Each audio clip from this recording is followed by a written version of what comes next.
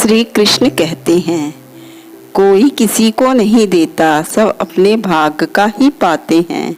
दोस्तों, आज के इस युग में आपने हमेशा लोगों के मुख से सुना होगा कि मैंने उसके लिए बहुत कुछ किया है, मैं नहीं होता तो वो शायद इस दुनिया में रहता ही नहीं।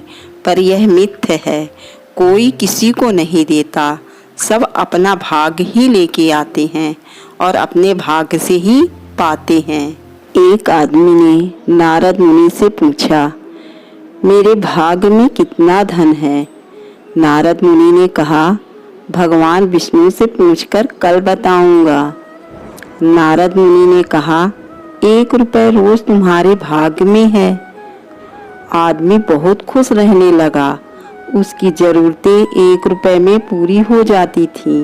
इस तरह उस आदमी को खुश देखकर उसके दोस्त को बहुत खुशी हुई और उसने कहा कि मैं तुम्हारे सादगी भरे जीवन से बहुत खुश हूँ और तुम्हें खुश देखकर मैं बहुत प्रभावित हुआ और मैं अपनी बहन की शादी तुमसे करना चाहता हूँ।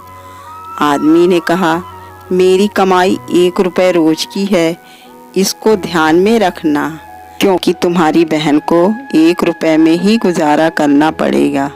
मित्र ने कहा, कोई बात नहीं, मुझे रिश्ता मंजूर है। अगले दिन उस आदमी की कमाई 11 रुपये हो गई। उसने नारद मुनि को बुलाया कि हे मुनिवर, मेरे भाग्य में 1 रुपये लिखा है, फिर 11 रुपये क्यों मिल रहे हैं? नारद मुनि ने कहा, तुम्हारा किसी से रिश्ता या सगाई हुई है क्या? हाँ, हुई है।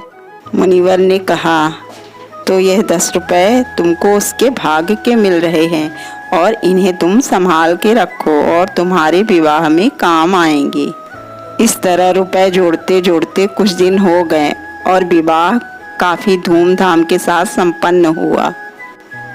कुछ समय बाद उस आदमी की पत्नी गर्भवती हुई और उसकी कमाई 31 रुपये होने लगी। फिर उसने नारद मुनि को बुलाया और कहा, मुनिवर, मेरे और मेरी पत्नी के भाग्य के 11 रुपये मिल रहे थे, लेकिन अभी 31 रुपये मिल रहे हैं, क्या मैं कोई अपराध कर रहा हूँ? मुनिवर ने कहा, यह तेरे बच्चे के भाग्य के 20 रुपये मिल रहे हैं।